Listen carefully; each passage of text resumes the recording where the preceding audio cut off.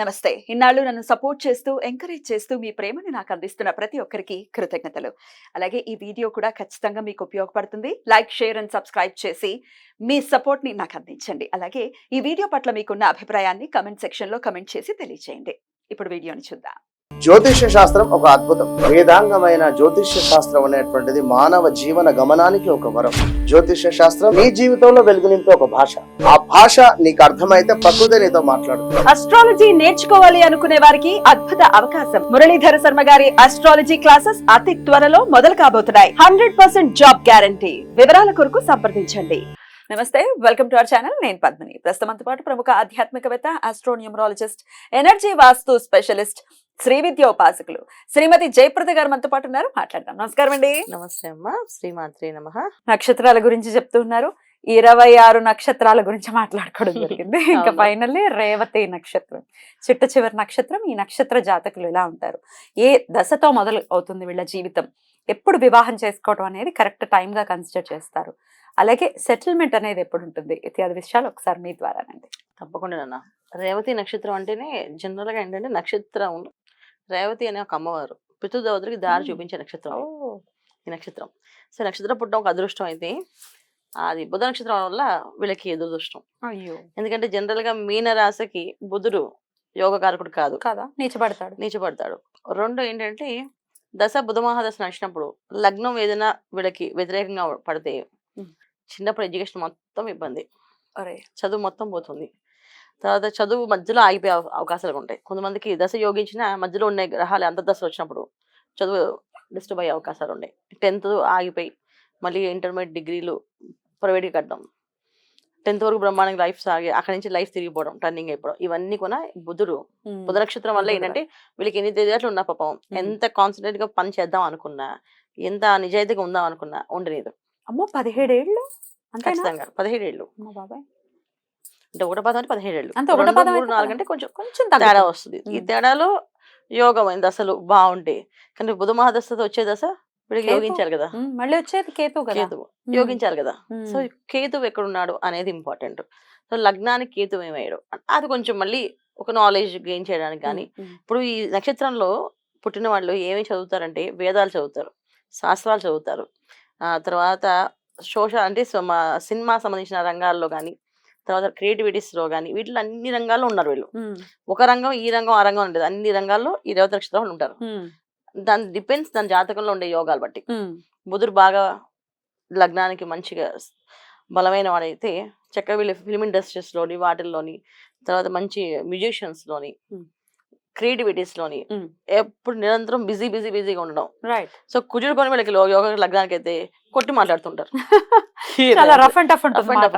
ఏదైనా తప్పు ఒక చిన్న సమాచారం గురించి తప్పుగా మాట్లాడంటే ఎందుకు మాట్లాడు తప్పుగా, అంత అవసరం వచ్చింది టప్ప పడుతూనే ఉంటాయి, దెబ్బలు ఇంకా పడుతూనే ఉంటాయి.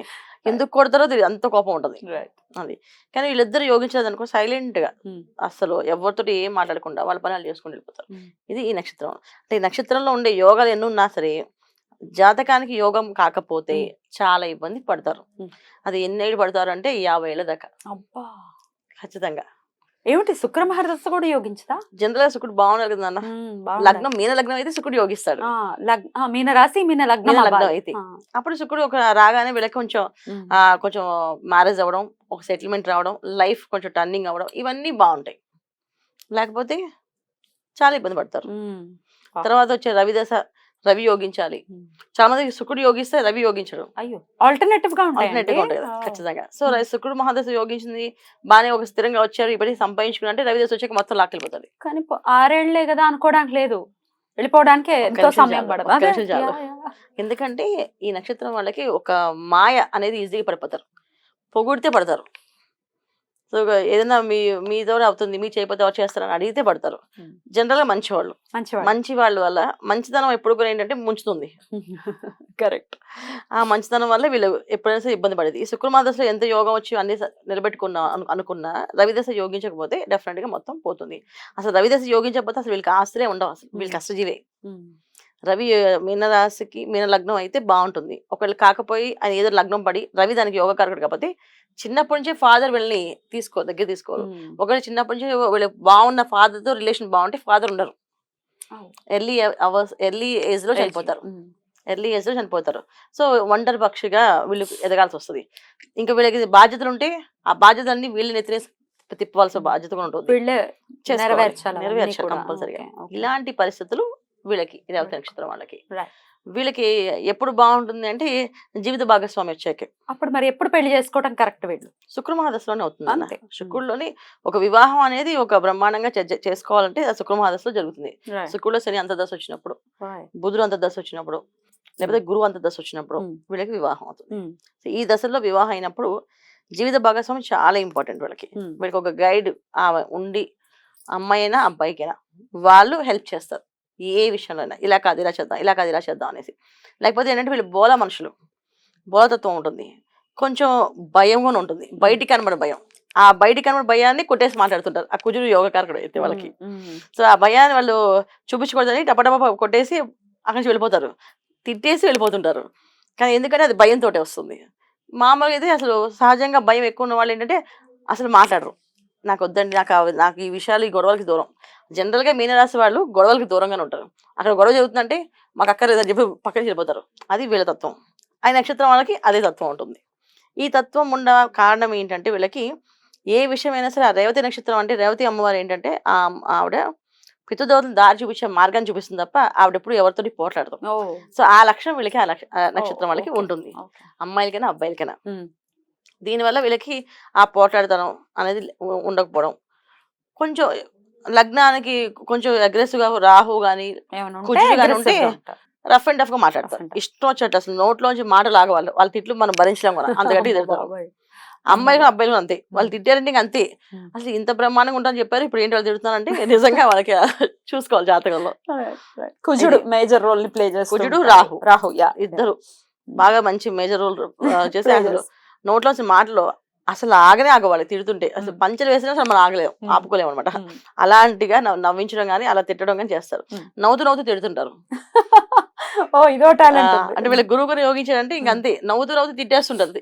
వాళ్ళు తిడుతున్నారా పొగుడుతారా మనకు అర్థం కాదు, అలా మాట్లాడేస్తారు. కామెడీగా తిట్టేయడం అనమాట. బ్రహ్మాండంగా ఇవన్నీ జరుగుతాయి. ఏంటంటే జాతకంలో యోగాలు ఉంటాయి, లేకపోతే నార్మల్ లైఫ్ ఉంటుంది. శుక్రుడు దశ, రవి దశ, చంద్రమహాదశ వీళ్ళకి బాగుంటుంది. వీళ్ళకి రావాలి, బాగుండాలి. అవి కొన క్షీణచంద్రుడు జాతకం అంటే పౌర్ణమి తర్వాత పుట్టిన వాళ్ళు ఉంటే చంద్రమాదశలో యోగించదు. జనరల్ చరణి మాది ఏమిటండి మా జాతకం ఏంటండి అని అడుగుతూనే ఉంటారు కదా. రీజన్ ఏంటంటే నక్షత్రాలకి బలంగా లగ్నాలు పడకపోతాయి. అదే ఇన్ని పెద్ద పెద్ద దశలు యోగించని పరిస్థితుల్లో మరి మీరు అన్నట్టుగా ఇందాక 50 ఏళ్ళు రాందే సెటిల్మెంట్ లేదు, చాలా ఇబ్బంది. సో చంద్రమహాదశ తర్వాత కుజమహాదశ తర్వాత వచ్చే రాహుమహాదశ వీళ్ళకి యోగిస్తుంది. అబ్బా బాబోయ్, ఎప్పుడు రావాలి రాహుమహాదశ. రైట్. సో కొంచెం ఓపిక వహించాలి, జాగ్రత్తగా ఎలాగైనా ఉండాలి. అయితే ఆరాధన విషయం చెప్పండి మేడం.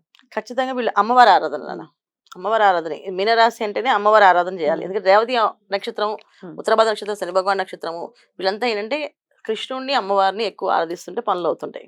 సో వీళ్ళకి కంపల్సరీ ఏంటంటే అమ్మవారి ఆరాధన చేయడం.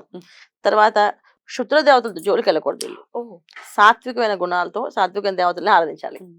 సో లక్ష్మి, దుర్గా, తర్వాత వెంకటేశ్వర స్వామి, పద్మావతి అమ్మవారు, లక్ష్మీనారాయణులు, లక్ష్మీ నరసింహులు, ఇలా జంటగా ఉన్న వాళ్ళు ఆరాధించడం వల్ల వీళ్ళకి జీవిత భాగస్వామి అన్ని అనుకూలంగా వచ్చే వాళ్ళ అవకాశం ఉంది. అమ్మాయిలకైనా అబ్బాయిలకైనా జీవిత భాగస్వామి అనుకూలంగా రావాలంటే దంపతుల ఆరాధన అంటే శివపార్వతులు గాని, లక్ష్మీనారాయణులు గాని, లక్ష్మీ నరసింహులు గాని ఇలా పూజించారు. వీళ్ళు స్త్రీ శక్తి ఖచ్చితంగా ఉండాలి.